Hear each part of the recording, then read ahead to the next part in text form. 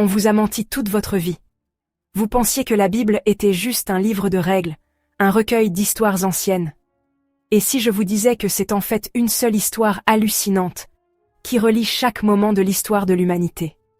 Et si l'Ancien Testament n'était pas seulement une question de loi, mais la mise en place du plus grand rebondissement de tous les temps? Aujourd'hui, on plonge dans le grand récit de la Bible, une histoire de justice, d'amour et de rédemption qui pourrait changer votre façon de voir les choses. Alors, la Bible. L'un des livres les plus célèbres, les plus débattus et, soyons honnêtes, les plus mal cités de l'histoire. Ça fait des milliers d'années qu'elle façonne les lois, les cultures et les débats théologiques nocturnes. Mais voilà le truc. Ce n'est pas juste un livre. C'est toute une bibliothèque d'écrits, histoires, poésie, prophéties, lettres, tous tissés ensemble pour raconter une histoire épique. Et comme toute bonne histoire, elle a deux grandes parties, l'Ancien Testament, genre la saison 1, et le Nouveau Testament, la suite qui change tout. La saison 1 commence avec la Genèse, où Dieu crée l'univers, installe l'humanité et, bon, les choses dérapent vite. Arrive le péché, l'exil et le long et chaotique voyage des Israélites, le peuple élu de Dieu, à qui on donne des lois, des chefs et des prophètes pour les guider. Les lois, super détaillées. Les prophètes, en gros, des réveils spirituels qui rappellent constamment aux gens de se ressaisir.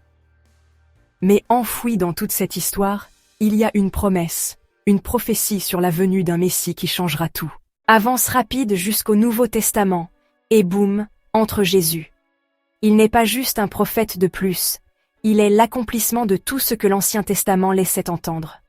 Au lieu de loi, il prêche la grâce. Au lieu de sacrifice sans fin, il devient le sacrifice. Ses enseignements changent la donne, appelant les gens à vivre avec amour, miséricorde et foi, au lieu de simplement suivre les règles. Sa crucifixion?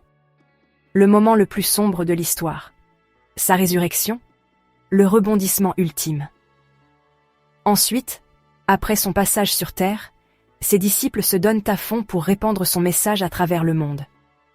Le livre des Actes raconte l'histoire des débuts de l'Église, et les lettres du Nouveau Testament offrent des conseils sur la foi, la morale et comment ne pas totalement rater sa vie de chrétien. Et enfin, on arrive à l'Apocalypse, le final grandiose, sauvage et symbolique, où le plan ultime de Dieu est révélé.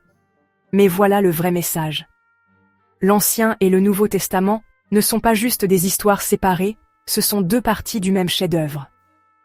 L'Ancien Testament prépare le terrain, et le Nouveau Testament apporte la résolution. Ensemble, ils brossent un tableau de justice, de rédemption et de l'amour indéfectible de Dieu. Je vous laisse en discuter dans les commentaires. Quelle est la chose qui a complètement changé votre vision de la Bible? Vous pouvez nous soutenir en vous abonnant si ce n'est pas déjà fait. Prenez soin de vous, prenez soin de vos proches, et je vous retrouve bientôt dans une autre vidéo.